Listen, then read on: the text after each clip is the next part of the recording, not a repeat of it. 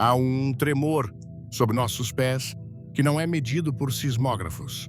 Há um zumbido no ar que não é captado por microfones. Você sente isso? Aquela sensação profunda, quase silenciosa, de que as placas tectônicas da história estão se movendo, se rearranjando para algo imenso, algo inevitável, que se aproxima no horizonte. Não é apenas ansiedade, meu amigo, minha amiga. Não é o estresse da vida moderna.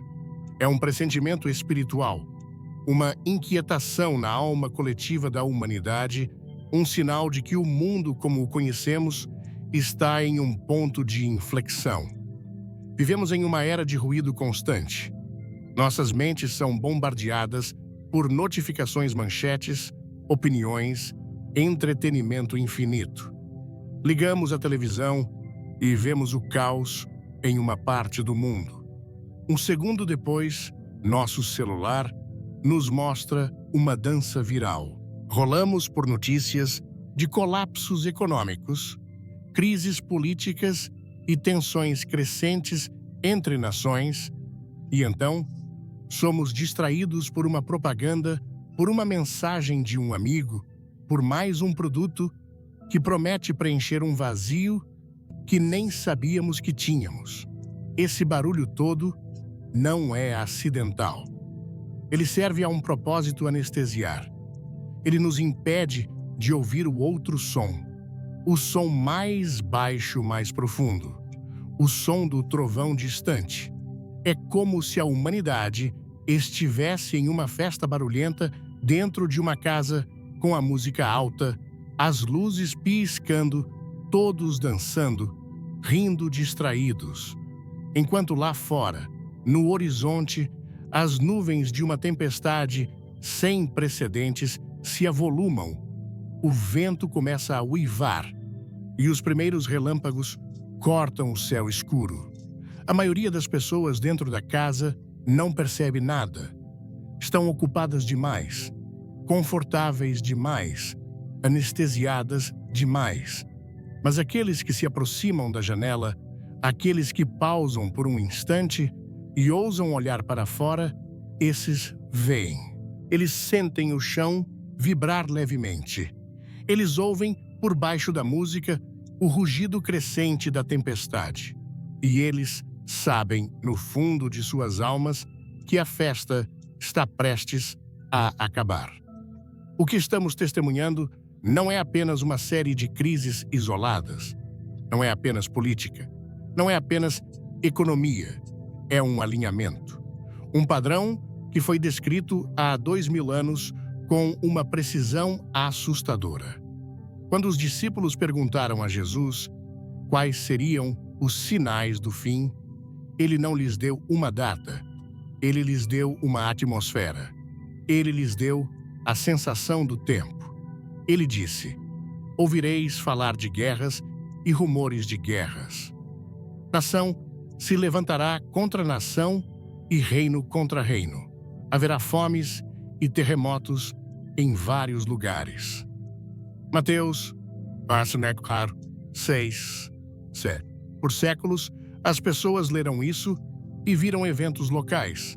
Mas nós, nesta geração, somos os primeiros na história a ver tudo isso acontecer simultaneamente em escala global e a assistir em tempo real, na palma de nossas mãos. As guerras não são mais distantes, elas afetam as cadeias de suprimentos do mundo inteiro. As crises políticas em um canto do planeta enviam ondas de choque que abalam as economias do outro lado. Vemos uma agitação, uma raiva, uma polarização que divide não apenas nações, mas famílias, amigos, igrejas. A desconfiança é o ar que respiramos. A verdade se tornou relativa, uma questão de opinião, exatamente como a Escritura previu que seria nos últimos dias. E Jesus deu a chave para entender tudo isso. Ele disse: tudo isso é o princípio das dores. As dores de parto.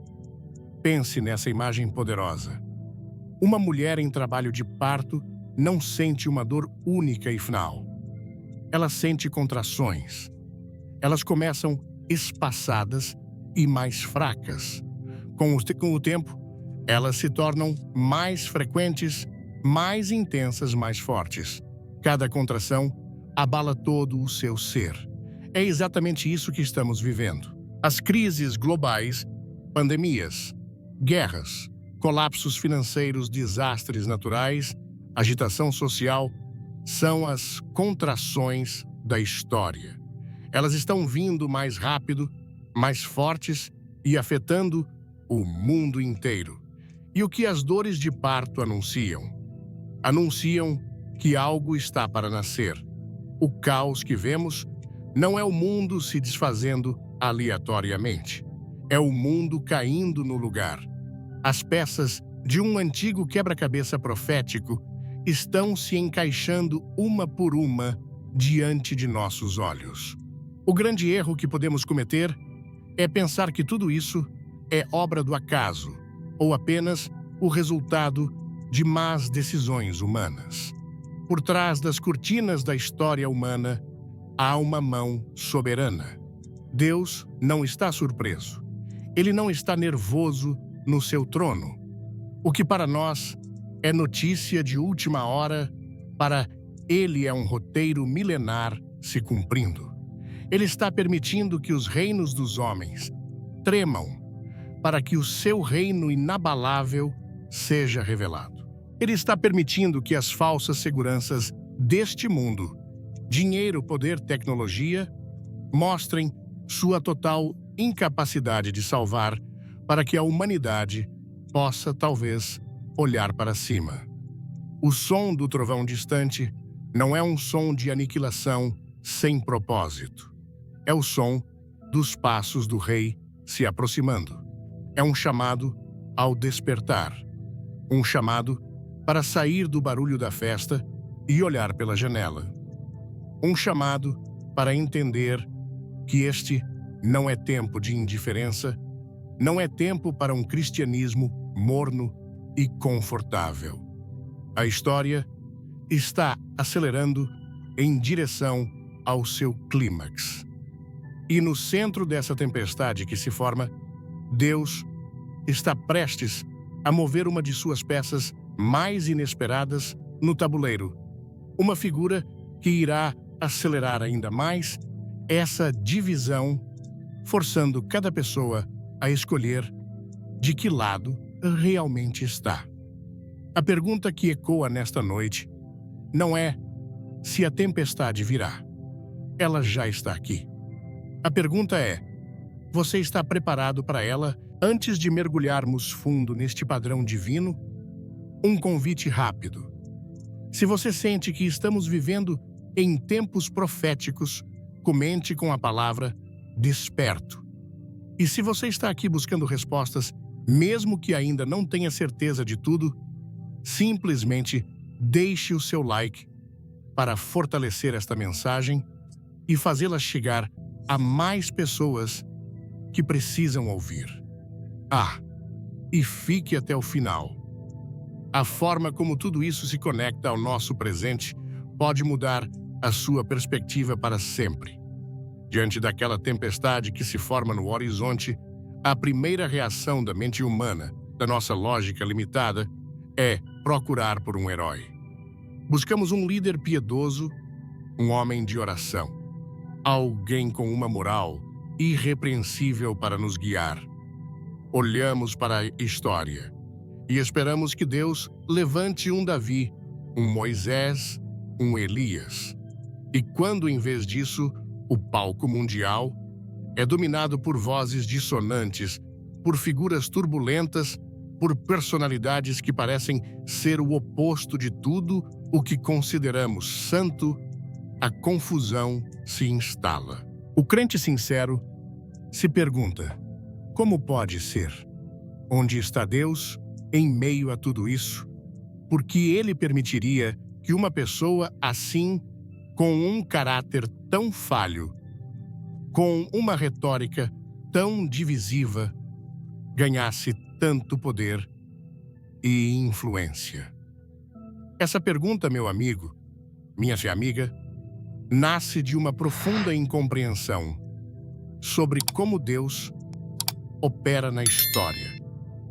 Nós lemos a Bíblia, mas muitas vezes a lemos com os óculos do século XXI, esperando que Deus se comporte como um executivo de uma corporação celestial, escolhendo sempre o candidato mais qualificado com o melhor currículo e as melhores referências. Mas o Deus da Bíblia não é um executivo, ele é um soberano. E a sua soberania é tão vasta, tão profunda, que ele se reserva o direito de usar as ferramentas mais improváveis, mais chocantes, para executar os seus planos inabaláveis. Para entender o que está acontecendo hoje, precisamos abandonar a nossa lógica e mergulhar na lógica dele. E o padrão é claro, repetido de Gênesis a Apocalipse. Deus não está limitado pelos vasos que ele escolhe usar. Na verdade, ele parece ter um prazer especial em usar o incomum, o quebrado, o inesperado, para que no final nenhuma carne se glorie em sua presença, para que fique absolutamente claro que a obra não foi do homem, mas dele. Pense nisso como a caixa de ferramentas de um mestre artesão. Dentro dela, há ferramentas delicadas para trabalhos de precisão, um pincel fino, um cinzel delicado. Mas também há ferramentas brutas pesadas, feitas para quebrar, para demolir, para arrancar o que está podre. Há um martelo, uma marreta, um pé de cabra. Você não julga a marreta por não ser um pincel. Você não critica o pé de cabra por não ter a delicadeza de um cinzel. Cada ferramenta tem um propósito. O erro que cometemos é olhar para a marreta e esperar que ela pinte um quadro. E quando Deus pega uma marreta para demolir as estruturas corruptas do mundo, nós nos escandalizamos e perguntamos: por que essa ferramenta é tão barulhenta, tão bruta, tão destrutiva? A pergunta correta não é sobre a natureza da ferramenta, mas sobre o propósito da mão que a empunha. Vamos abrir as Escrituras não como um livro de histórias, mas como um manual de operações do reino de Deus. Viajamos para a Babilônia 700 anos antes de Cristo. O povo de Israel está cativo. Jerusalém está em ruínas, o templo destruído. A esperança está morta. Eles estão sob o domínio do império mais poderoso da terra. Como eles poderiam ser libertos? Eles oravam, clamavam, esperavam por um libertador judeu, um novo Moisés. E então, Deus fala através do profeta Isaías, no capítulo 45, e a sua palavra é tão chocante, tão contrária a toda lógica humana, que deve ter deixado o povo perplexo. Deus anuncia o nome do libertador décadas antes de ele sequer nascer. E quem era ele? Um rei persa, um pagão, um homem que não conhecia o Deus de Israel. Seu nome era Ciro. E ouça as palavras que Deus usa para descrevê-lo. Assim diz o Senhor ao seu ungido a Ciro, a quem tomo pela mão direita para abater as nações diante de sua face. Isaías 45:1. Pare aqui por um momento. A palavra ungido é Mashiach, em hebraico. É a mesma palavra da qual obtemos Messias. Deus está chamando um rei pagão de seu Messias, de seu ungido, para uma tarefa específica. Ciro não era um homem santo. Ele não adorava a Yahvé. Ele era um político, um conquistador, movido por suas próprias ambições. Mas a mão soberana de Deus estava sobre ele, guiando cada passo, cada estratégia, cada conquista para um propósito que o próprio Ciro desconhecia. Deus diz: eu irei adiante de ti. Quebrarei as portas de bronze e despedaçarei as trancas de ferro.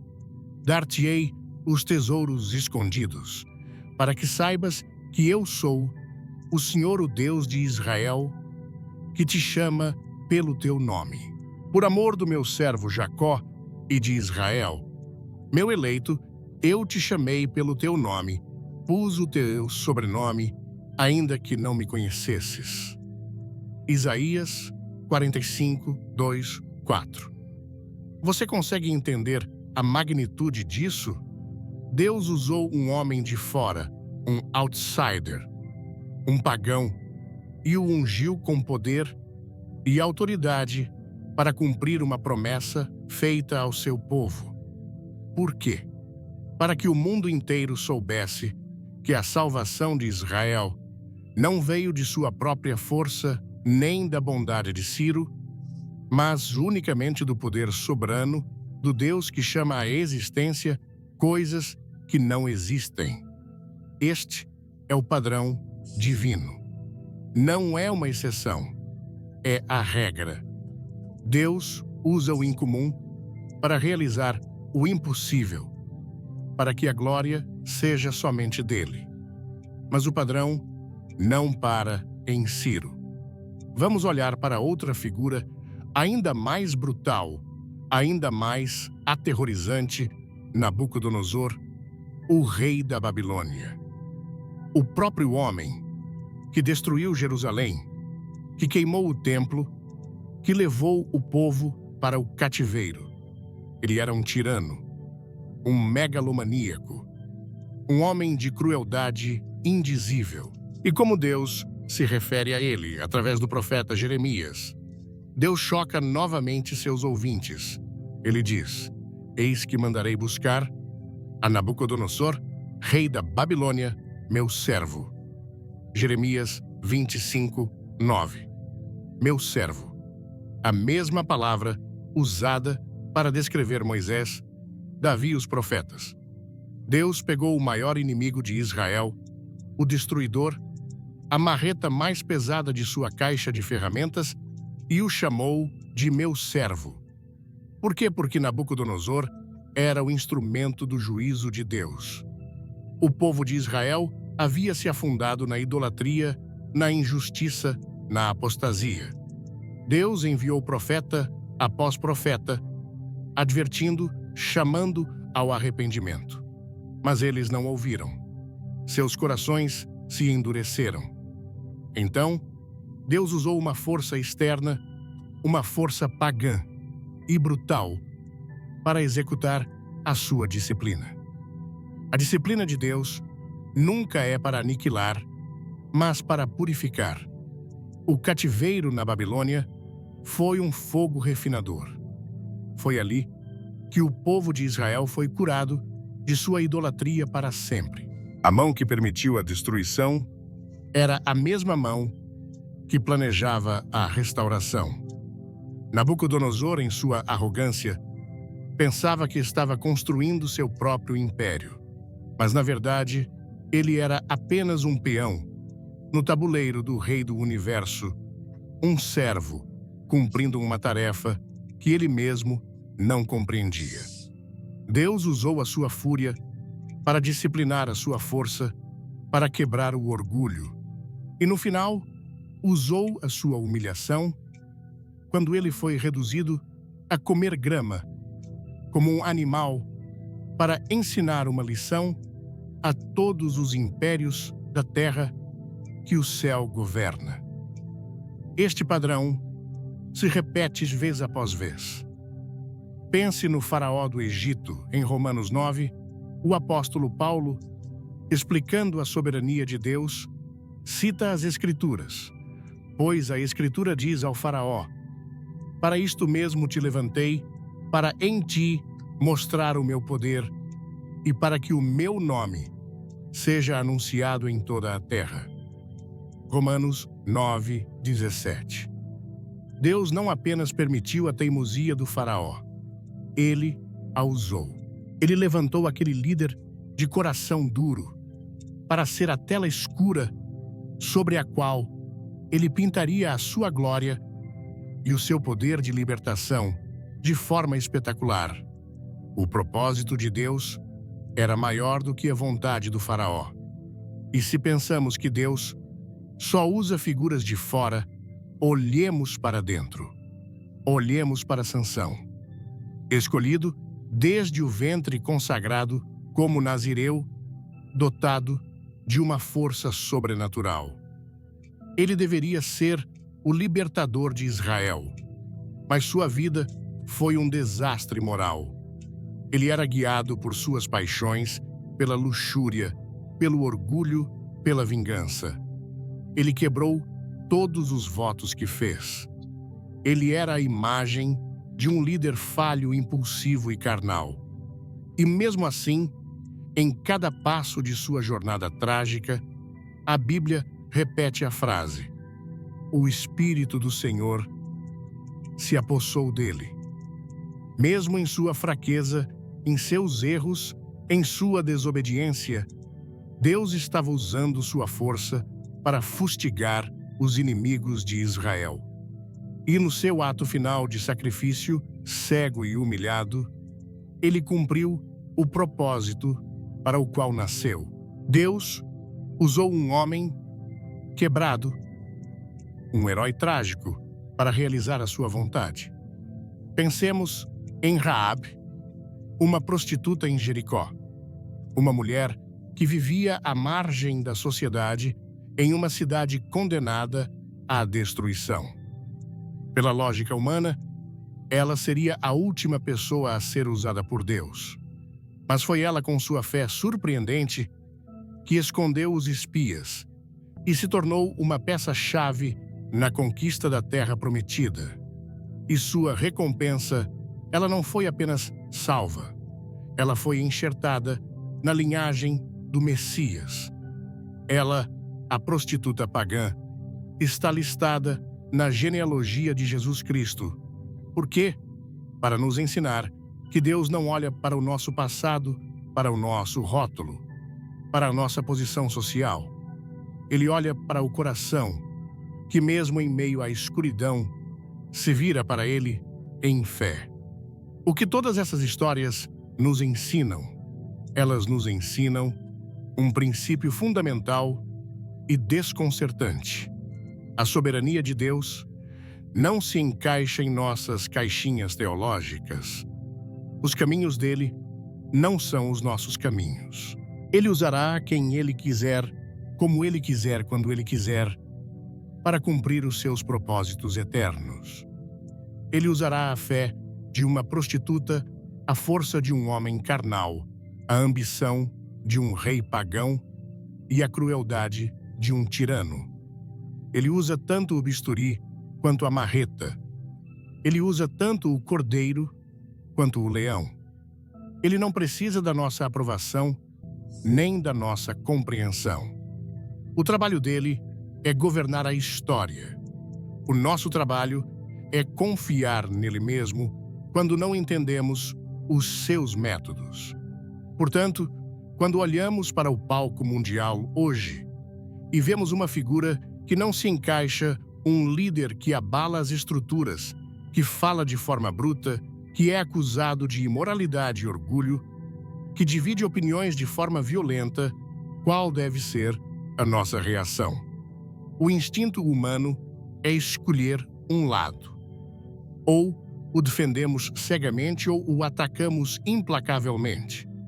Mas a perspectiva do reino nos chama a algo mais elevado. Nos chama a dar um passo para trás e perguntar: o que Deus está fazendo por trás das cortinas? Que estrutura ele está demolindo? Que hipocrisia ele está expondo? Que propósito soberano está sendo servido? Mesmo que a própria ferramenta não tenha consciência disso. Talvez estejamos testemunhando o padrão divino em ação mais uma vez. Talvez Deus tenha pego em sua mão uma ferramenta barulhenta e controversa não para construir o seu reino na terra, pois isso só Cristo fará, mas para quebrar, para expor, para abalar os falsos fundamentos deste mundo, preparando o caminho para o que está por vir. Antes de julgarmos a ferramenta, precisamos com temor e tremor tentar discernir a intenção da mão do mestre artesão. Antes de explorarmos o surgimento desta figura catalisadora, quero lhe fazer uma pergunta que vai direto ao ponto. Você já se sentiu como uma peça de quebra-cabeça que parece não se encaixar em lugar nenhum neste mundo moderno? Se a sua resposta for sim, comente abaixo com a frase "Eu sou uma peça-chave", porque você precisa entender o seu valor no plano divino. E se esta mensagem já está falando ao seu coração, não se esqueça de deixar o seu like e se inscrever, pois na próxima parte falaremos sobre a espada da separação que esta figura traz e você não vai querer perder. Se entendemos então que a caixa de ferramentas de Deus contém tanto o bisturi quanto a marreta e que Ele é soberano para usar quem Ele quiser, a confusão que sentimos ao olhar para o cenário mundial começa a se dissipar, dando lugar a um temor reverente.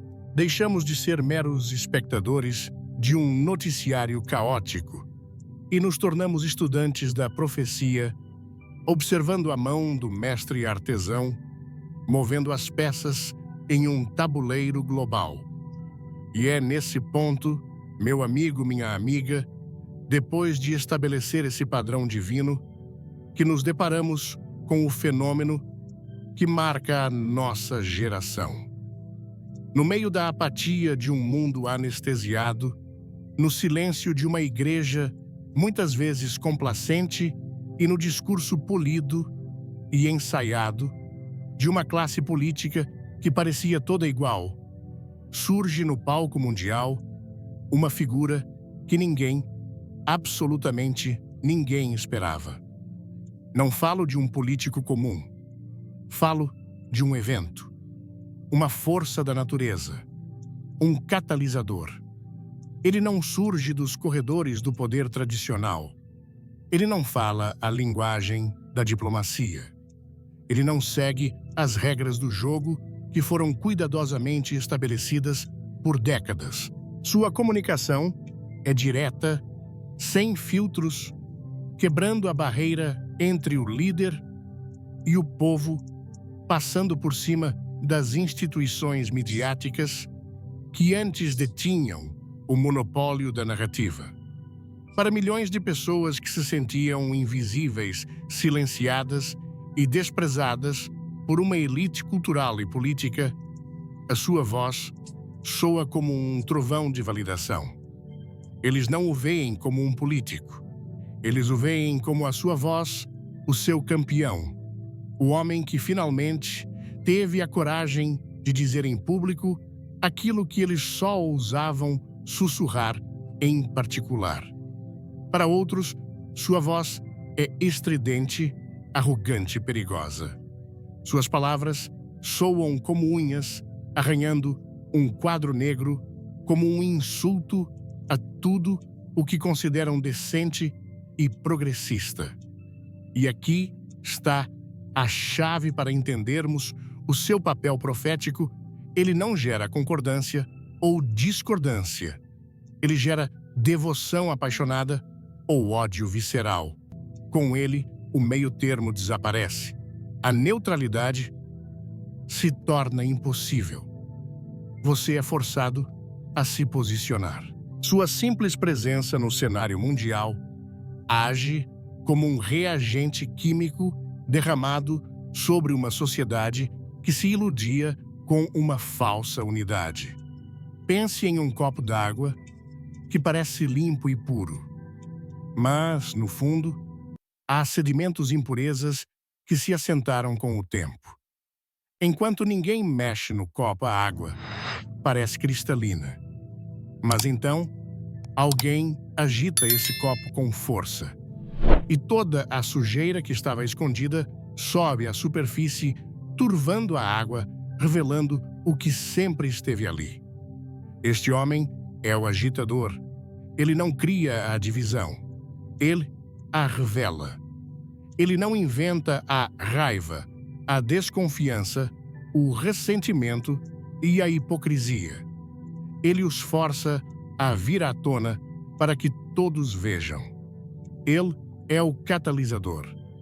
Em química, um catalisador é uma substância que acelera uma reação que já era possível, mas que aconteceria muito lentamente ou talvez nunca acontecesse por si só. A divisão, a fratura moral e espiritual da nossa sociedade já existia. Ela estava ali, crescendo silenciosamente sob a fina camada de verniz da correção política e da prosperidade material. Havia um abismo crescente entre a visão de mundo das grandes cidades cosmopolitas e a das cidades pequenas e do campo.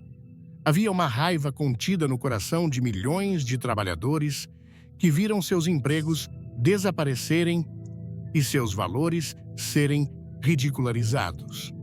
Havia uma hipocrisia latente em sistemas políticos e religiosos que pregavam uma coisa, mas viviam outra.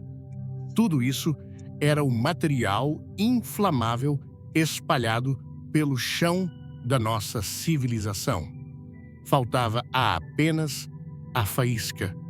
Então, ele surge.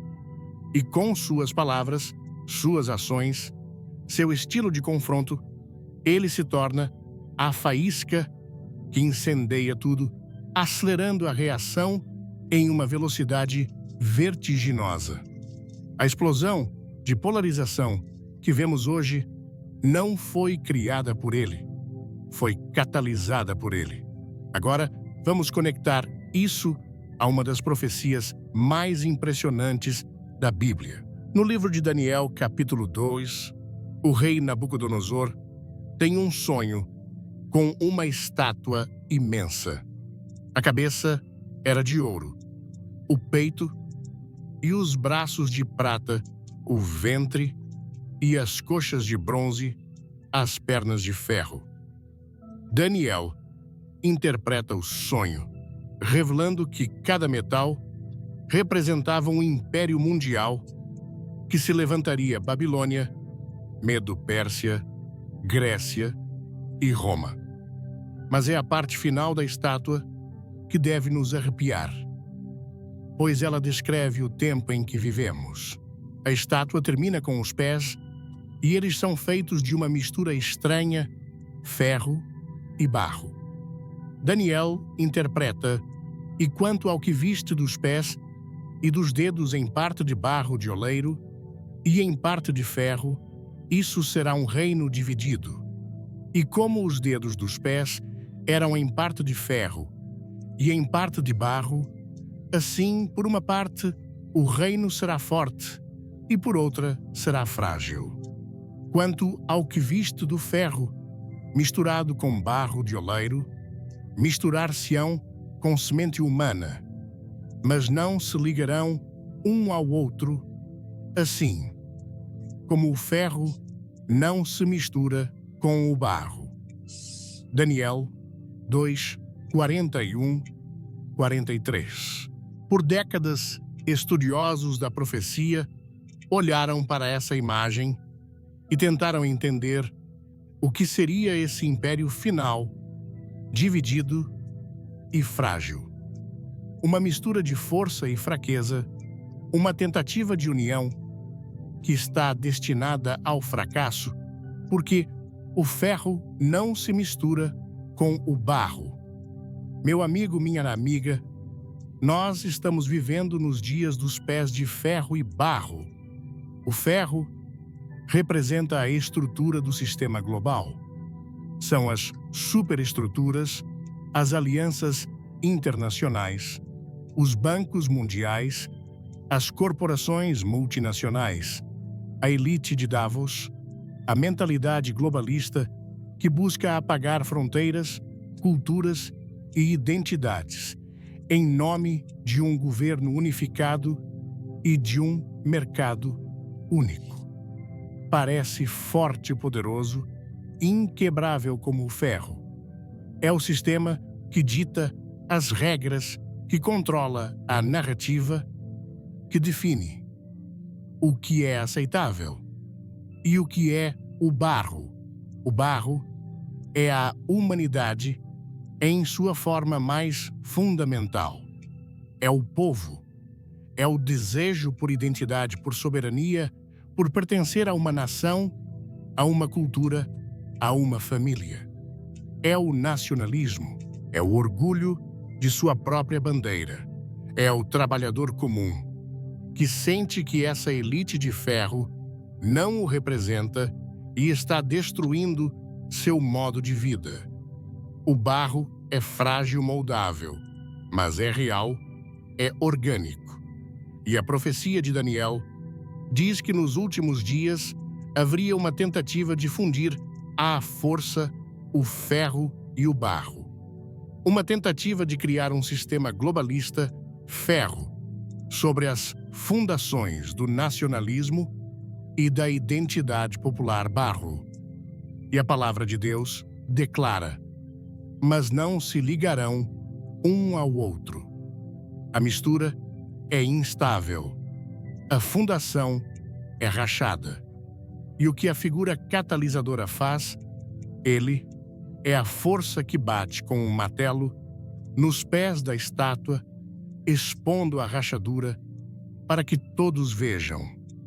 Seu discurso nacionalista, seu nós contra eles, sua oposição a tratados globais, sua guerra contra a mentalidade da elite.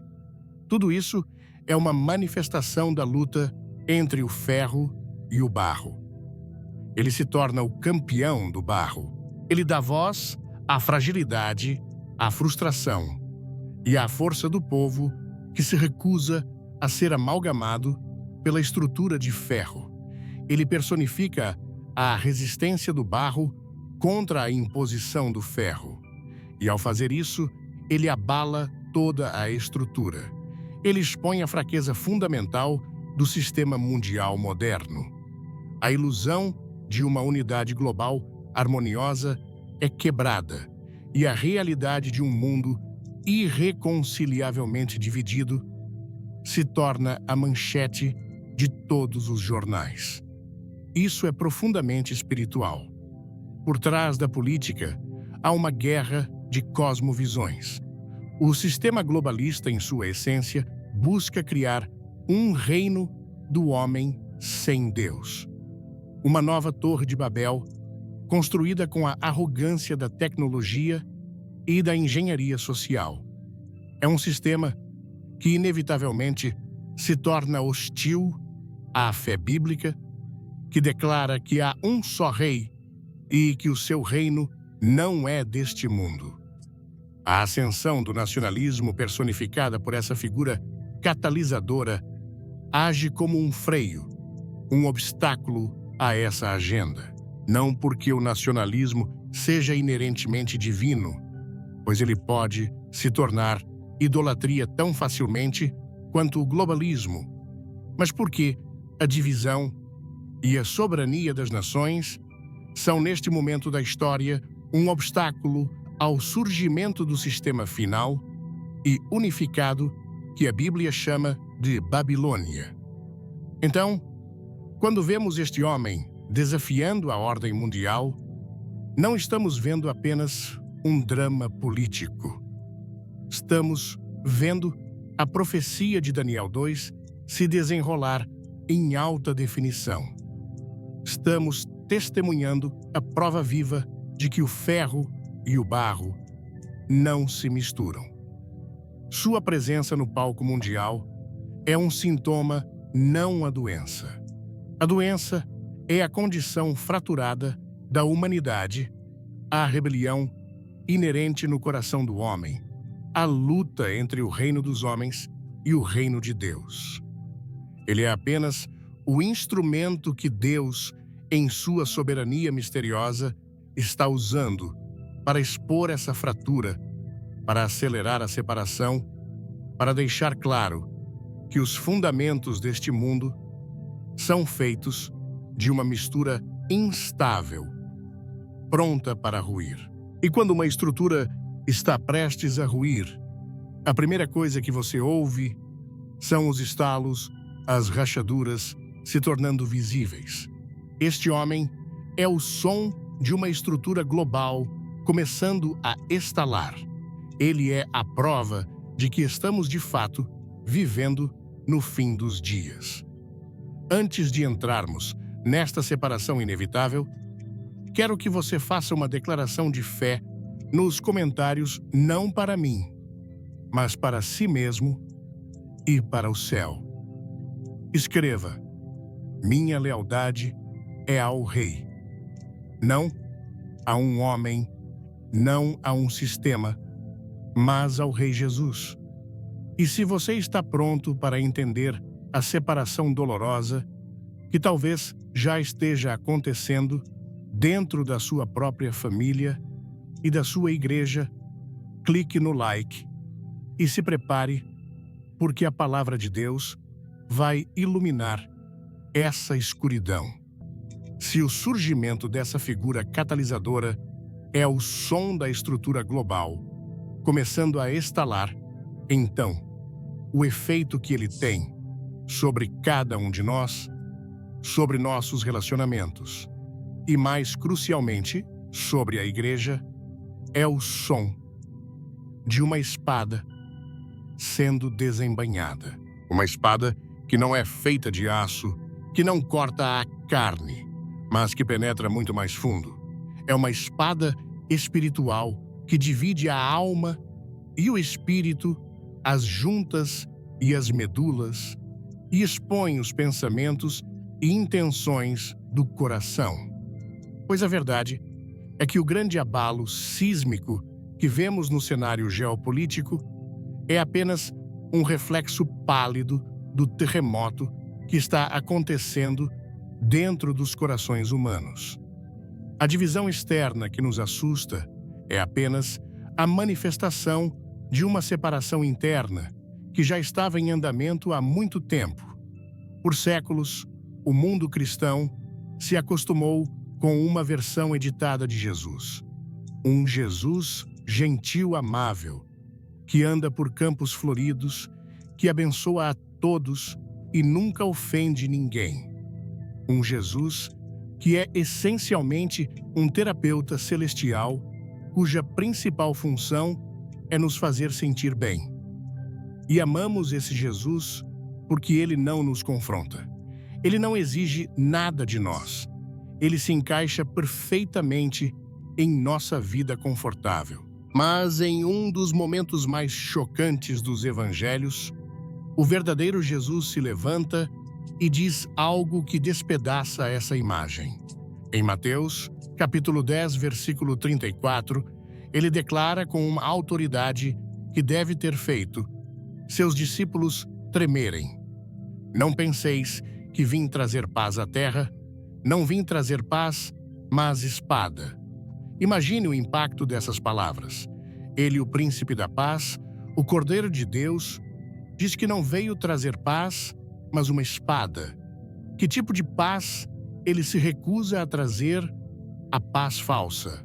A paz baseada na tolerância ao erro, no compromisso com o pecado, na unidade superficial que evita a verdade para não causar conflitos.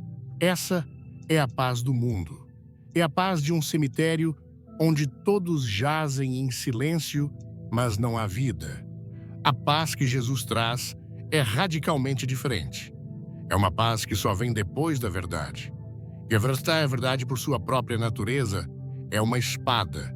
Ela separa o que é real do que é falso. Separa a luz das trevas. Separa o sagrado do profano. Quando a luz da verdade de Cristo entra em um ambiente, ela não se mistura com a escuridão. Ela a expõe. E essa exposição força uma escolha, e essa escolha cria uma divisão. A espada de Jesus é a sua palavra, a sua verdade, que exige uma lealdade absoluta, uma lealdade que se sobrepõe a todas as outras. E ele continua explicando o efeito prático e doloroso dessa espada. Pois eu vim para pôr em dissensão o homem contra seu pai, a filha contra sua mãe. E os inimigos do homem serão os da sua própria casa. Mateus 10, 35, 36. Esta é uma das passagens mais difíceis das Escrituras. Jesus está nos dizendo que a lealdade a Ele será a linha divisória definitiva. Ela cortará através dos laços mais sagrados e íntimos que conhecemos, os laços de sangue. Ela revelará que a unidade familiar, a amizade, a cidadania, tudo isso é secundário. A única unidade que permanece para a eternidade é a unidade no Espírito através da submissão a Cristo. Por muito tempo em nossa sociedade, essa espada pareceu estar guardada na bainha. Vivíamos em uma cultura que, em sua maioria, ainda respeitava os valores judaico-cristãos. Era possível ser um bom cidadão e um bom cristão ao mesmo tempo.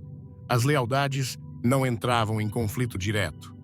Podíamos nos sentar à mesa de jantar com nossa família, conversar sobre o tempo, sobre esportes e manter uma harmonia agradável, porque as questões fundamentais sobre a verdade, a moralidade e o destino não eram forçadas à tona. Mas agora, a espada está fora da bainha. E a figura catalisadora que surgiu no cenário mundial é uma das forças que Deus está usando para brandi-la. Sua presença, suas palavras, as reações que ele provoca, tudo isso força as conversas que antes evitávamos. Ele arrasta as questões fundamentais para o centro da mesa de jantar.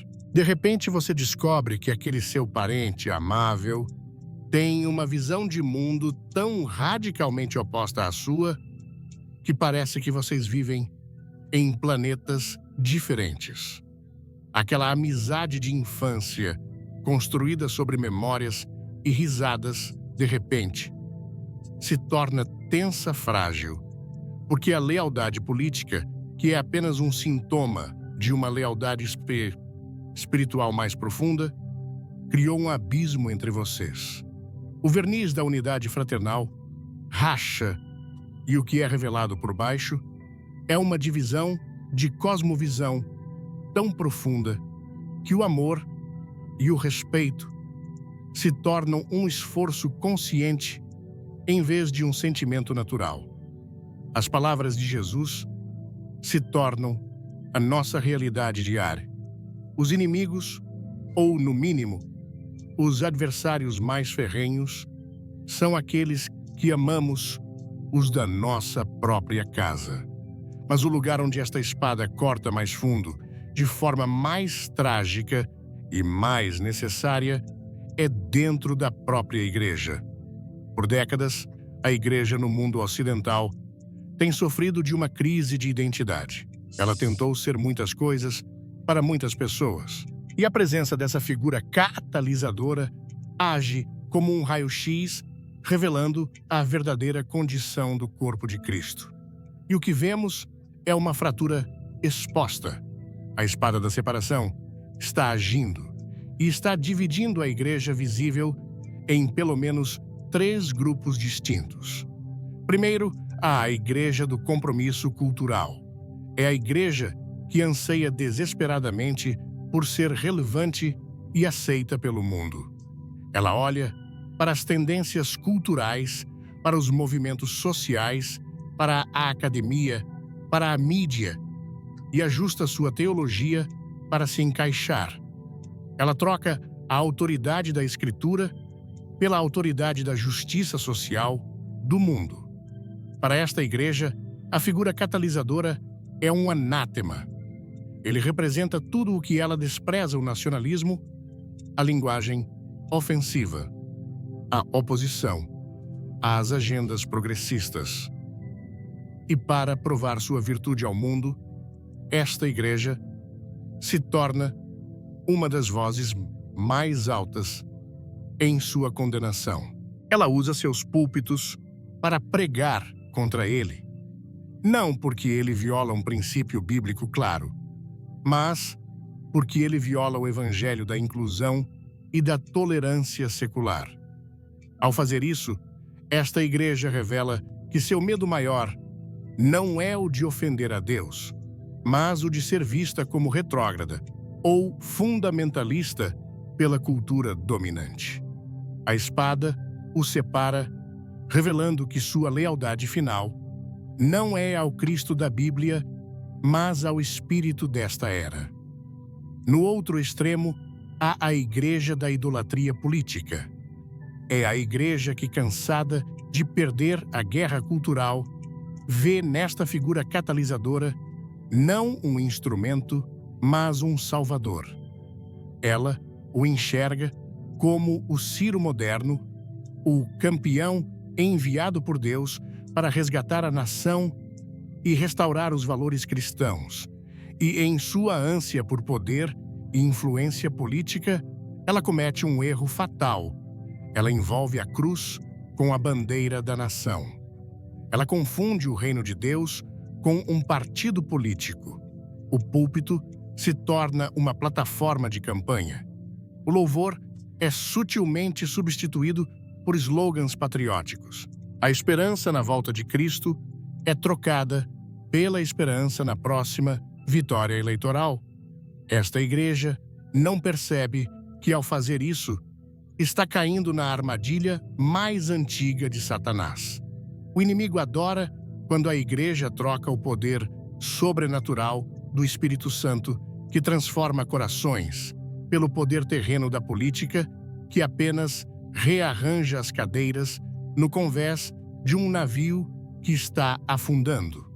A espada o separa, revelando que esta igreja corre o risco de construir sua casa sobre a areia da política e não sobre a rocha que é Cristo.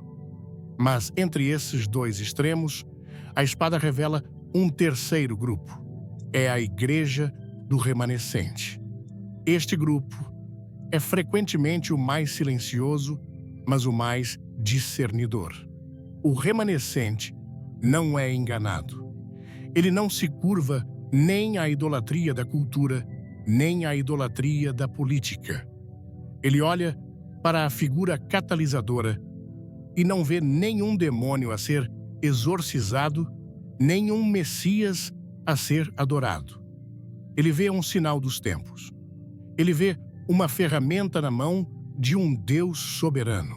O remanescente entende que a batalha final não é entre esquerda e direita, mas entre o reino de Deus e o reino das trevas. Portanto, ele não gasta sua energia em debates políticos intermináveis. Ele usa o caos e a incerteza como uma oportunidade sem precedentes para pregar o Evangelho. Ele entende que quando as pessoas estão com medo e confusas, seus corações estão mais abertos para ouvir sobre a única esperança real, o único reino que não pode ser abalado. A igreja do remanescente não ora primariamente por vitórias políticas. Ela ora por um avivamento espiritual. Ela não busca salvar a cultura. Ela busca salvar almas. Ela não confia em príncipes ou presidentes.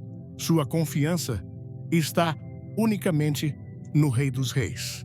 E ela entende que esta separação dolorosa é, na verdade, um ato de misericórdia de Deus. É uma purificação. É Deus sacudindo tudo o que pode ser abalado, para que apenas o que é inabalável permaneça. É Deus forçando sua noiva a escolher você. Me ama mais do que ama a sua segurança, mais do que ama a sua reputação, mais do que ama a sua nação, mais do que ama a sua própria família. A espada da separação é, em última análise, um chamado à santidade. Um chamado para sairmos do meio da Babilônia, para nos purificarmos de todos os ídolos, sejam eles culturais ou políticos. É um processo doloroso que nos custará amizades, popularidade e talvez até mesmo laços familiares. Mas é um processo necessário, porque a noiva de Cristo, no dia do casamento, não pode estar manchada com o amor por este mundo. E a figura que hoje domina as manchetes, quer ele saiba ou não, é um dos instrumentos que Deus está usando para garantir que essa purificação aconteça. Antes de mergulharmos nesta interpretação profética, que pode ser a mais controversa de todas, um chamado rápido à ação. Nos comentários, se você acredita que a igreja deve ser uma força que freia o mal neste mundo, digite: "Eu sou o sal da terra". Sua fé declarada é uma oração. E o seu like neste vídeo não é apenas um número. É um voto de confiança que nos ajuda a levar a luz da palavra a um mundo que está cada vez mais escuro. Fique atento, porque a próxima parte revelará a armadilha mortal em que muitos estão caindo por causa desta mesma figura. Se a espada da separação está agindo, purificando a igreja e forçando o remanescente a se posicionar com discernimento, a próxima pergunta que a alma inquieta faz é: qual é o propósito de Deus em tudo isso, não apenas para a igreja, mas para o mundo? Se esta figura catalisadora é de fato uma ferramenta na mão soberana de Deus, como uma marreta ou um pé de cabra, qual é a estrutura que ele pretende abalar ou demolir? Se ele é um reagente químico, revelando a divisão, qual é a mistura que está sendo exposta? Para responder a isso, precisamos ter a coragem de olhar para uma das passagens mais misteriosas e urgentes de todo o Novo Testamento, encontrada na segunda carta do apóstolo Paulo aos Tessalonicenses. Nesta passagem, Paulo está corrigindo um boato de que o dia do Senhor já havia chegado. Ele os acalma, explicando que dois eventos precisam acontecer antes da volta gloriosa de Cristo. Primeiro, a apostasia, uma grande rebelião espiritual. E segundo, a manifestação do homem do pecado, o filho da perdição, que conhecemos popularmente como o Anticristo. Mas então, no versículo 6 e 7, Paulo introduz um elemento enigmático. Ele diz: "E agora, vós sabeis o que o detém, para que a seu próprio tempo seja manifestado. Porque já o mistério da injustiça opera. Somente há um que agora o retém, até que do meio seja tirado. Pare e medite na profundidade do que está sendo dito. Há um mistério da injustiça, um espírito do anticristo que já está operando no mundo desde os tempos de Paulo. É uma agenda, uma força espiritual que trabalha incansavelmente para construir o reino do homem e se opor a tudo o que é de Deus. Mas essa força não tem liberdade total. Há algo ou alguém que a detém, que a restringe. A palavra grega usada aqui é katshon, que significa aquele que restringe ou aquele que segura com força.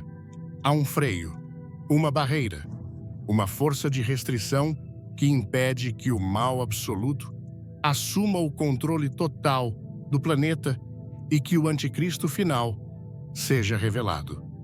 A identidade exata desse Katshon tem sido debatida por teólogos há séculos. Alguns acreditam que é o Espírito Santo, outros que é a Igreja, outros que é o princípio da lei e da ordem governamental. Mas, independentemente de sua identidade primária, o princípio é claro. Deus, em sua misericórdia, estabeleceu um sistema de freios no mundo para impedir que o plano final do inimigo se concretize antes do tempo determinado. Agora, pense nisso com uma analogia. Imagine uma represa gigantesca. Do outro lado da represa há um oceano de águas turbulentas e sujas. É o mistério da injustiça. Essas águas anseiam por inundar o vale, por destruir tudo em seu caminho. A represa é o Katechon, a força que restringe. Ela não purifica as águas, ela não elimina o perigo, mas ela segura a inundação, ela impede a catástrofe total. E ao fazer isso, ela concede um tempo precioso para as pessoas que vivem no vale. Um tempo para se preparar, um tempo para ouvir os avisos, um tempo para buscar um lugar seguro em terreno mais alto. A represa é uma manifestação da misericórdia de Deus, um adiamento do juízo. E o que é essa inundação que está sendo retida? O que é o sistema final que o espírito do anticristo está tentando construir? O livro do Apocalipse nos dá um nome simbólico para ele: Babilônia a Grande.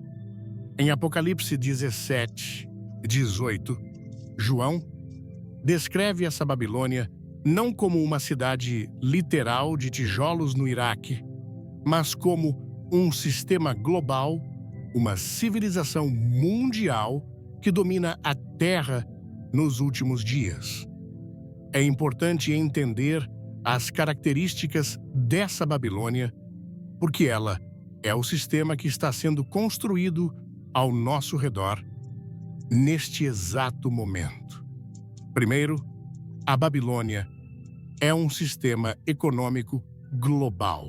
Apocalipse 18 diz que os mercadores da terra se enriqueceram com a abundância de suas delícias e que todas as nações beberam do vinho da fúria da sua prostituição. É um sistema de comércio mundial, de consumismo desenfreado, que promete prosperidade e luxo, mas que, na verdade, escraviza as nações através da dívida e da cobiça. É a mentalidade que diz que o valor de uma pessoa está no que ela possui, no que ela veste, no carro que ela dirige. É a adoração ao deus Mamon em escala planetária. Segundo a Babilônia, é um sistema cultural global. Ela não domina apenas com exércitos, mas com influência. Ela exporta sua imoralidade, sua perversão, seu entretenimento viciante e superficial para todos os cantos do mundo. É o vinho que embriaga os habitantes da terra, deixando-os espiritualmente entorpecidos, incapazes de discernir o certo do errado. É uma cultura que celebra o que Deus abomina e ridiculariza o que Deus santifica. Ela usa o cinema, a música, a mídia e as universidades para moldar a mente das próximas gerações, ensinando-as a amar o pecado e a odiar a restrição da lei de Deus. Terceiro e mais importante, a Babilônia é um sistema espiritual e político global.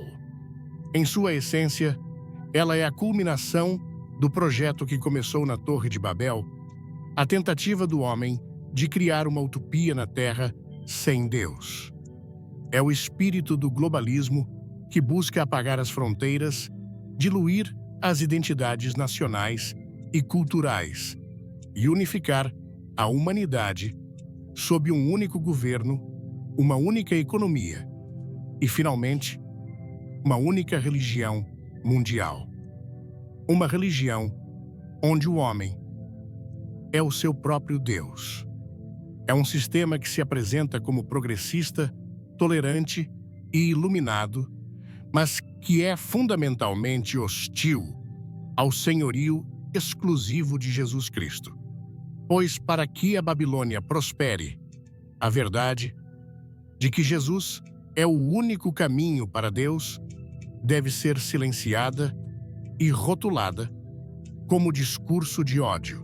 Este sistema, esta Babilônia global, é o mistério da injustiça em sua forma final. É a inundação que está sendo contida pela represa. E agora, voltamos à nossa figura catalisadora.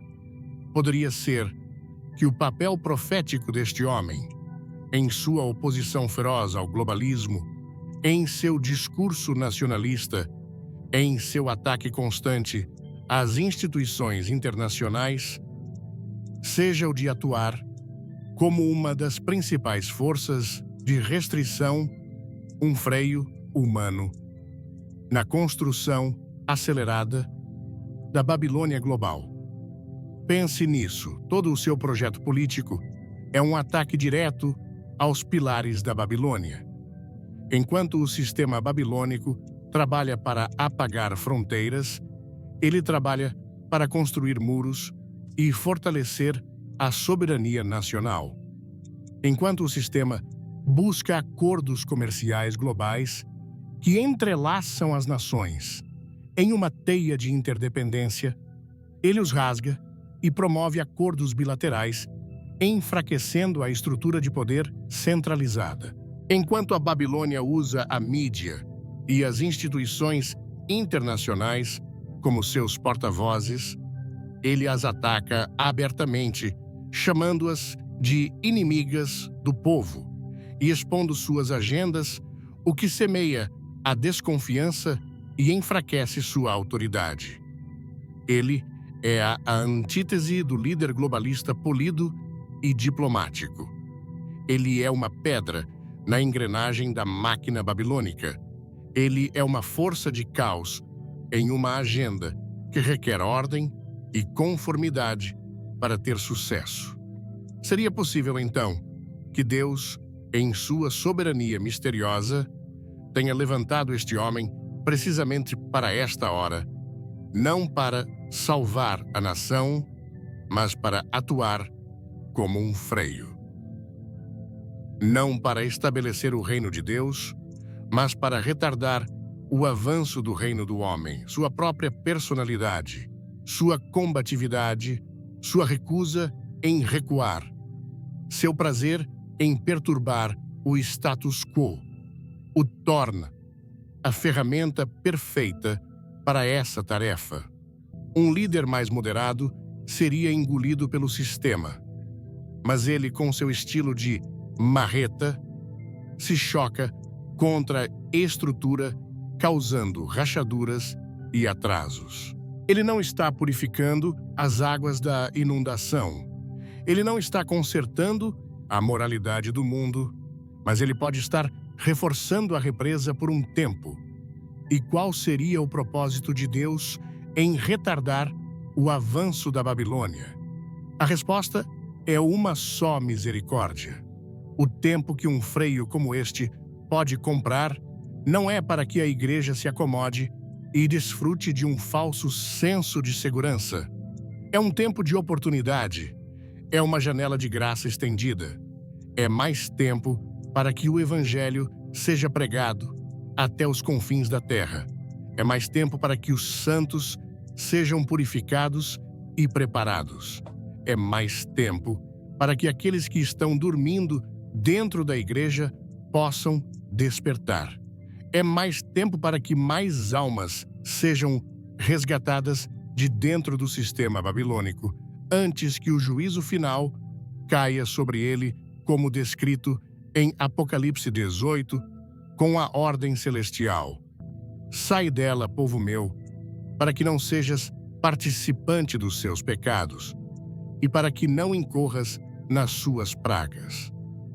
Esta perspectiva muda tudo. Ela nos tira da arena da política partidária e nos eleva para a sala de guerra da estratégia divina. Ela nos impede de colocar nossa esperança em um homem, porque entendemos que ele é apenas uma ferramenta temporária de restrição. A represa, por mais forte que pareça, um dia será tirada do caminho. Paulo diz isso claramente, até que do meio seja tirado. E então será revelado o iníquo. O freio não é permanente. A inundação virá. O sistema da Babilônia se consolidará por um breve período. Mas o surgimento de uma força de oposição tão poderosa em nossa geração pode ser um dos maiores sinais de que o tempo está de fato se esgotando.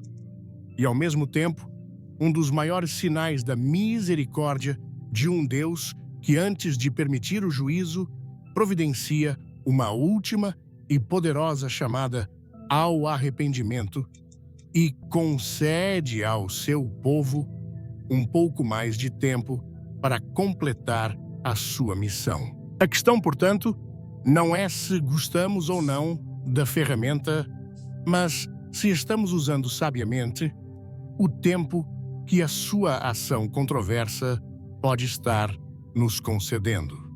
Agora, antes de entrarmos na armadilha mais perigosa de todas, preciso que você seja honesto consigo mesmo.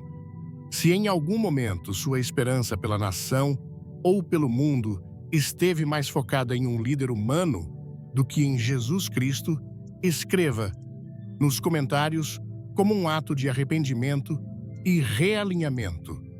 Só Jesus é o Senhor. Este não é um ato de condenação, mas de libertação. E se esta mensagem está te desafiando, deixe o seu like, pois a advertência que você está prestes a ouvir pode ser a coisa mais importante para proteger sua alma nos dias que virão. Se parássemos nossa análise aqui, poderíamos sair com uma sensação de conforto estratégico, quase de otimismo.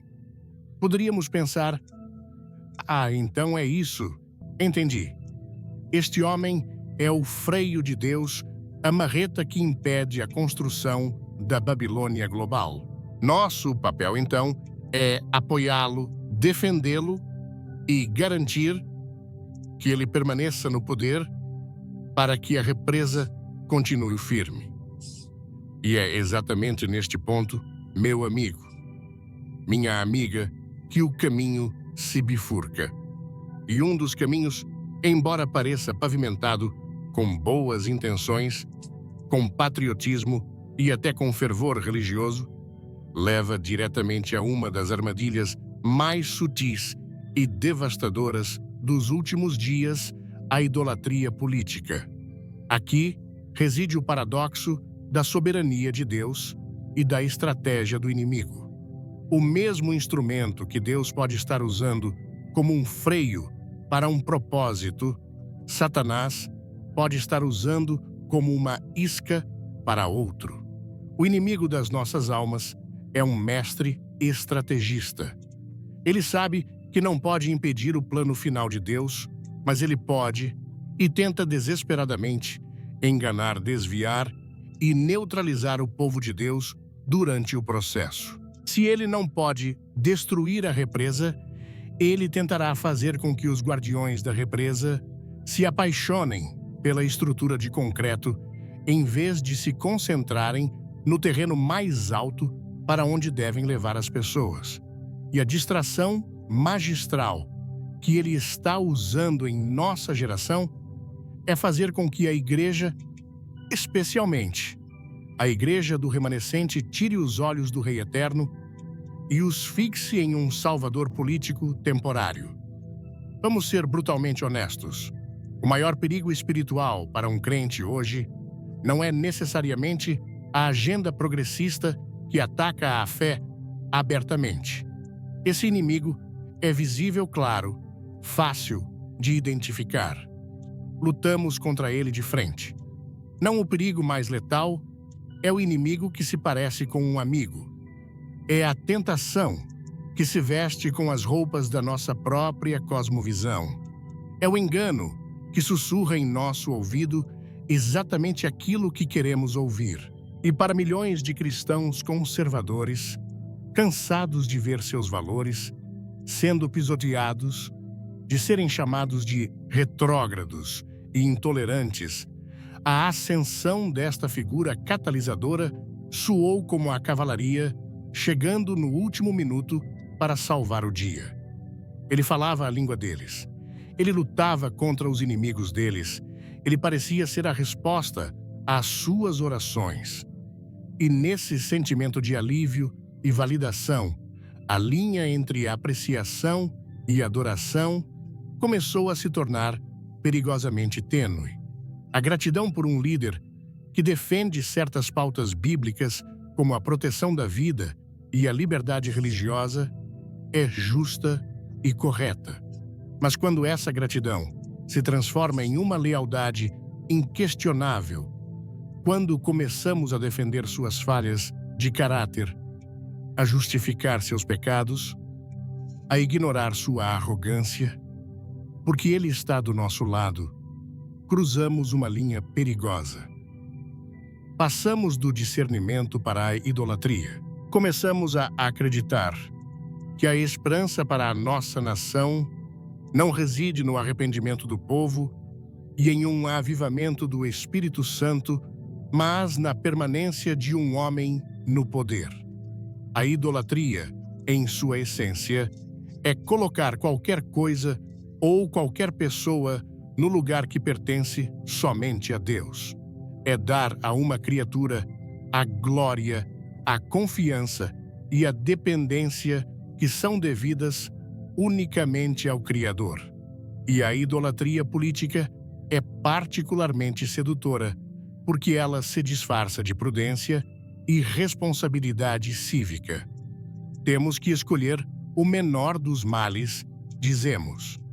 A política é um jogo sujo e precisamos de um lutador sujo do nosso lado.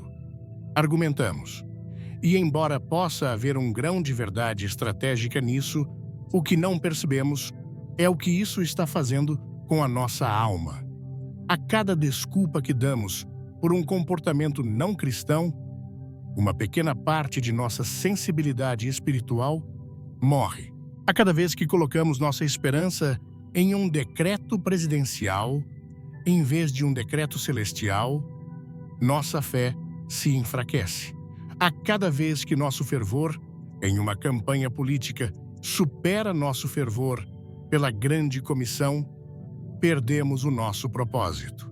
O apóstolo Paulo, novamente em sua carta aos Tessalonicenses, nos dá uma advertência arrepiante sobre os últimos dias. Falando sobre a vinda do homem do pecado, ele diz que sua chegada será segundo a eficácia de Satanás, com todo o poder e sinais e prodígios de mentira, e com todo o engano da injustiça para os que perecem, porque não receberam o amor da verdade para se salvarem. E por isso, Deus lhes enviará a operação do erro para que creiam na mentira. Segure, Tessalonicenses 10, 9 e 11. Preste muita atenção na frase a operação do erro.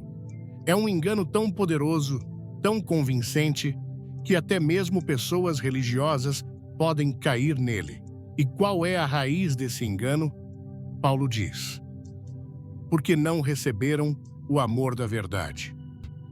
Quando amamos mais a nossa cultura, a nossa nação, o nosso conforto ou a nossa vitória política do que amamos a verdade encarnada, que é Jesus Cristo, nós nos abrimos para a operação do erro. E a idolatria política é uma das formas mais potentes da operação do erro em nossos dias. Ela nos faz acreditar na mentira de que a solução para problemas espirituais profundos, como o colapso da família, a decadência moral, a ganância e o egoísmo, é uma solução política. Ela nos vende a falsa esperança de que podemos consertar uma nação que está se afastando de Deus, elegendo o homem certo. Mas a Bíblia é clara: a salvação não vem da casa do governo, ela vem da casa de Deus. A transformação de uma nação não começa com uma lei assinada em um gabinete. Ela começa com um coração quebrantado diante de um altar. O problema é que a idolatria política nos distrai dessa verdade fundamental. Ela nos transforma de guerreiros de oração em comentaristas de notícias. Ela nos transforma de evangelistas em cabos eleitorais.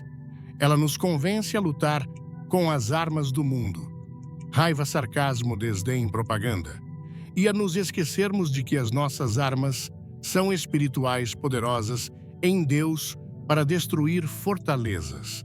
E enquanto estamos ocupados lutando a batalha errada, com as armas erradas, no campo de batalha errado, o verdadeiro inimigo avança sem oposição. Pense no profeta Samuel. O povo de Israel veio a ele e disse: "Queremos um rei como todas as outras nações." 1 Samuel 8:5. Eles estavam cansados de serem governados diretamente por Deus através dos juízes. Eles queriam um rei humano, um homem forte, um líder visível em quem pudessem colocar sua confiança. Samuel ficou triste, mas Deus lhe disse: "Não te rejeitaram a ti, mas a mim, para que eu não reine sobre eles." A demanda por um rei humano foi um ato de rejeição a Deus. Eles queriam trocar o rei invisível e perfeito por um rei visível e falho. E Deus, em sua permissão soberana, lhes deu o que eles pediram. Ele lhes deu Saul, um homem alto e de boa aparência, o epítome de um líder humano. E o reinado de Saul foi um desastre. O que o povo via como uma solução política, Deus via como um passo em direção à idolatria. E hoje, a história se repete. Quando a igreja clama por um salvador político, ela pode estar sem perceber, rejeitando o reinado exclusivo de Cristo sobre suas vidas e sobre a nação. A grande ironia é que, ao idolatrar a figura que age como um freio, podemos estar acelerando a mesma decadência espiritual que ele supostamente deveria impedir. Porque a idolatria contamina a igreja por dentro. Ela apaga o nosso testemunho. Como podemos falar de Cristo, que nos chama à humildade, à mansidão e ao amor aos inimigos, se passamos nossos dias defendendo a arrogância, a agressividade e o escárnio em um líder político? O mundo olha para essa contradição e vê hipocrisia. E eles não rejeitam apenas o político. Eles rejeitam o Cristo que professamos seguir. A nossa idolatria se torna uma pedra de tropeço para os perdidos. O sal perde o seu sabor e a luz é escondida debaixo de uma cesta política. Portanto, esta é a advertência solene para a igreja do remanescente. Sim, discirna os tempos. Sim, entenda que Deus pode estar usando esta figura como um instrumento de restrição.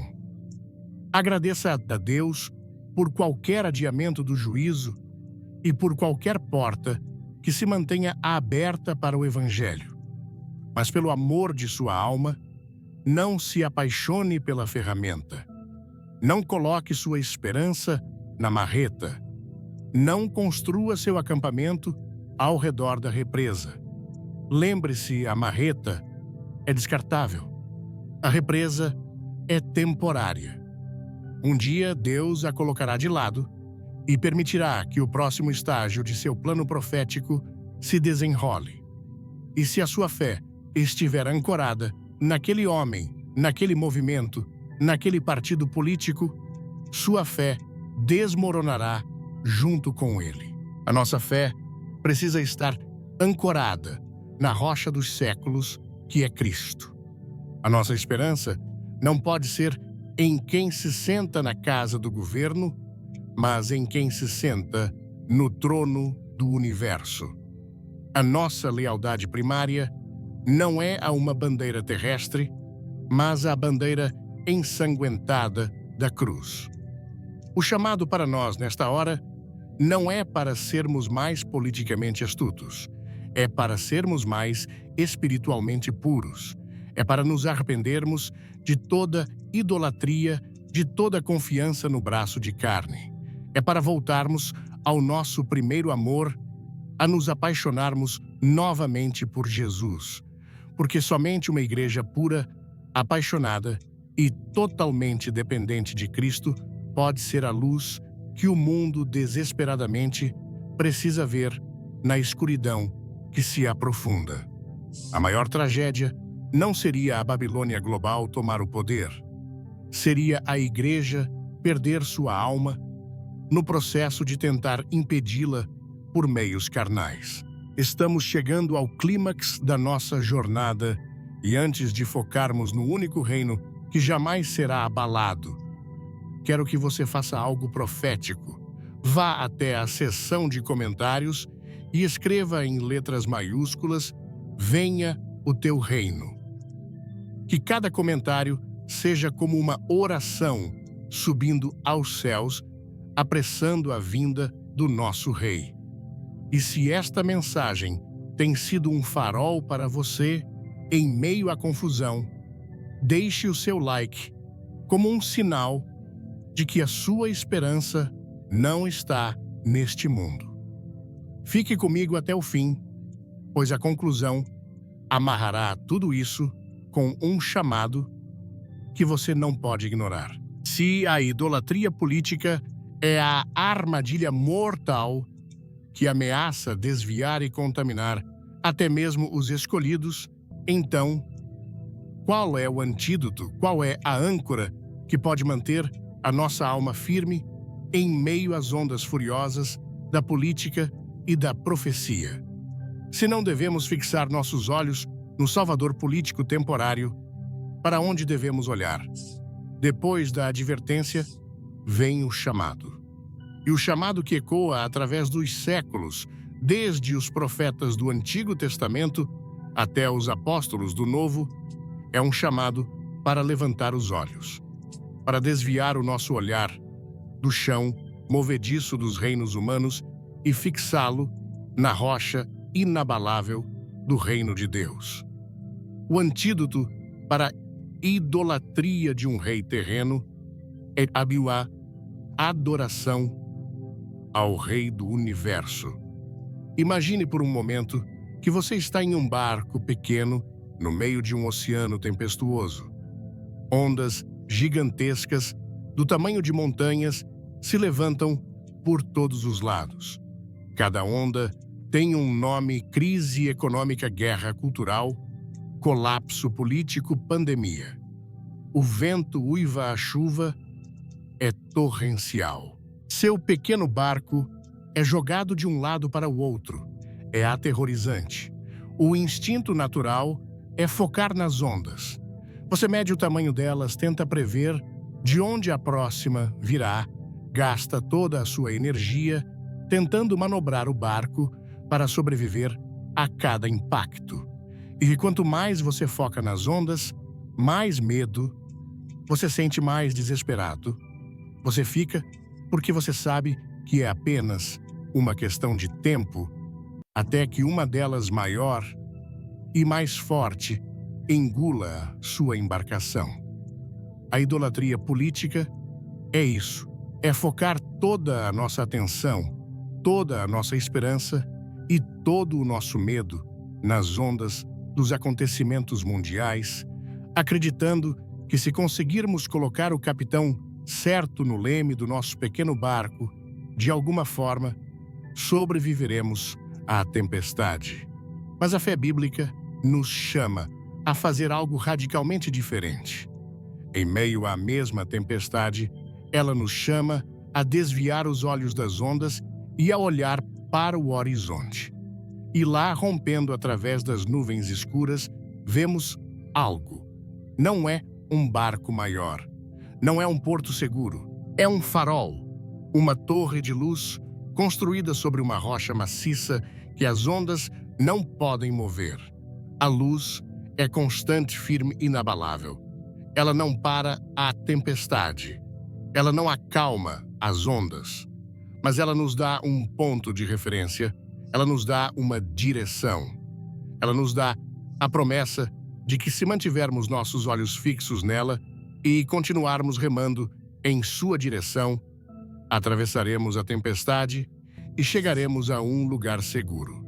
Esse farol é o reino de Deus. Essa rocha é Jesus Cristo. O grande erro da igreja politizada é tentar acalmar as ondas em vez de apontar para o farol. Gastamos nosso tempo gritando com a tempestade quando deveríamos estar gritando: olhem para a luz. A figura catalisadora que domina as manchetes é apenas mais uma onda, talvez uma das maiores que já vimos. Alguns pensam que é uma onda que nos levará em segurança para a praia. Outros pensam que é a onda que nos destruirá. Mas a verdade é que ela é apenas isso, uma onda, passageira, ruidosa, poderosa por um momento, mas destinada a quebrar e a se dissipar na vastidão do oceano da história. Enquanto isso, o farol permanece. O profeta Daniel, o mesmo que viu a estátua com os pés de ferro e barro, viu algo mais naquele sonho. Depois de descrever todos os impérios do mundo, Babilônia, Pérsia, Grécia, Roma e o reino final dividido, ele descreve o clímax da história. Ele diz: mas nos dias desses reis, o Deus do céu levantará um reino que não será jamais destruído. E este reino não passará a outro povo, esmiuçará e consumirá todos esses reinos, mas ele mesmo subsistirá para sempre. Daniel 2, 40-44. Esta é a promessa que deve fazer o nosso coração arder. Todos os reinos que parecem tão poderosos, hoje, todos os impérios, todos os sistemas políticos, todas as estruturas de poder que dominam as manchetes, todos eles têm uma data de validade. Eles são temporários. Eles são frágeis. Eles são como a grama que floresce de manhã e à tarde murcha. Mas, no meio de tudo isso, Deus está construindo o seu próprio reino. Um reino que não é feito por mãos humanas. Um reino que não depende de eleições. Um reino cujo rei já foi coroado e cujo trono é eterno. O autor de Hebreus capta essa verdade de forma poderosa. Escrevendo para crentes que estavam sendo perseguidos, que estavam vendo seu mundo desmoronar, ele os lembra: por isso, tendo recebido um reino que não pode ser abalado, retenhamos a graça pela qual sirvamos a Deus agradavelmente, com reverência e piedade. Porque o nosso Deus é um fogo consumidor. Hebreus 12, 28, 29. Você entende o que isso significa? Você e eu, como crentes em Jesus Cristo, já recebemos a cidadania em um reino que não pode ser abalado. A economia pode entrar em colapso, mas o nosso reino é inabalável. Os governos podem subir e cair, mas o nosso reino é inabalável. A cultura pode se tornar um esgoto de imoralidade, mas o nosso reino é inabalável. A perseguição pode se intensificar, mas o nosso reino é inabalável. Quando você realmente entende isso, quando essa verdade migra da sua cabeça para o seu coração, ela muda tudo. Ela liberta você da ansiedade do ciclo de notícias de 24 horas. Ela liberta você do medo de que, se o candidato errado vencer tudo, estará perdido.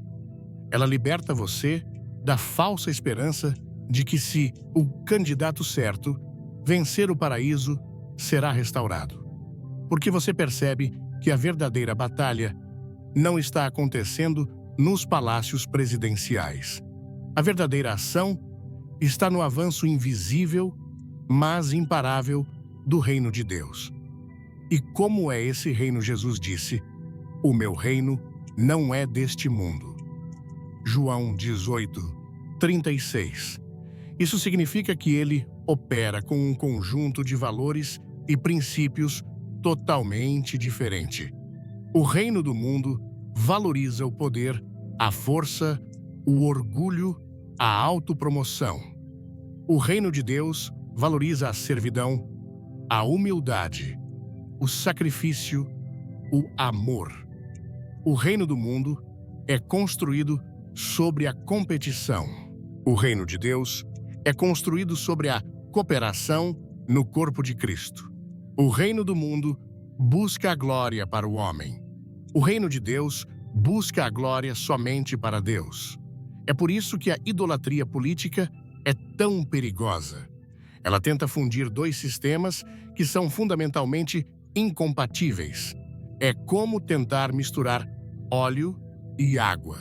Ela tenta usar os métodos do reino do mundo para construir o reino de Deus. E o resultado é sempre um desastre.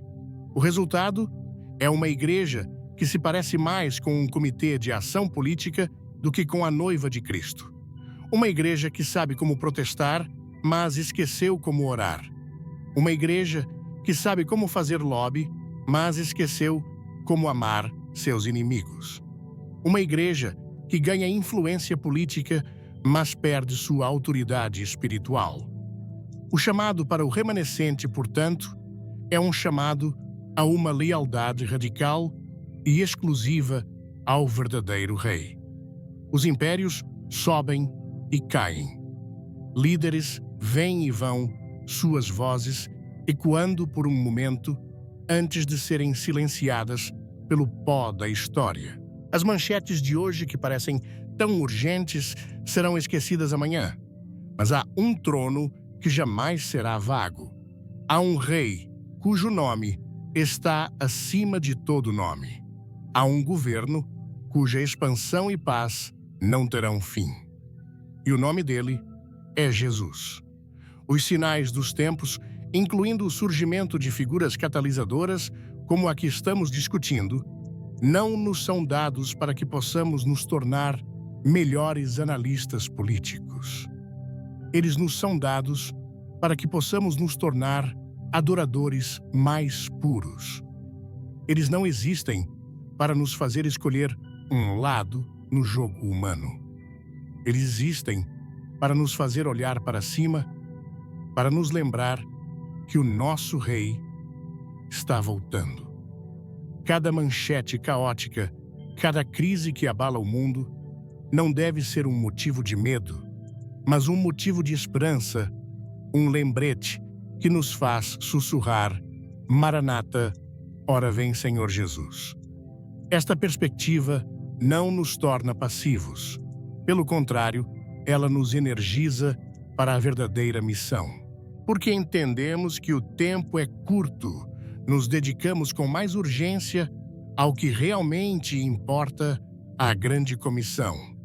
Em vez de gastar horas discutindo política online, passamos esse tempo compartilhando o Evangelho com um vizinho.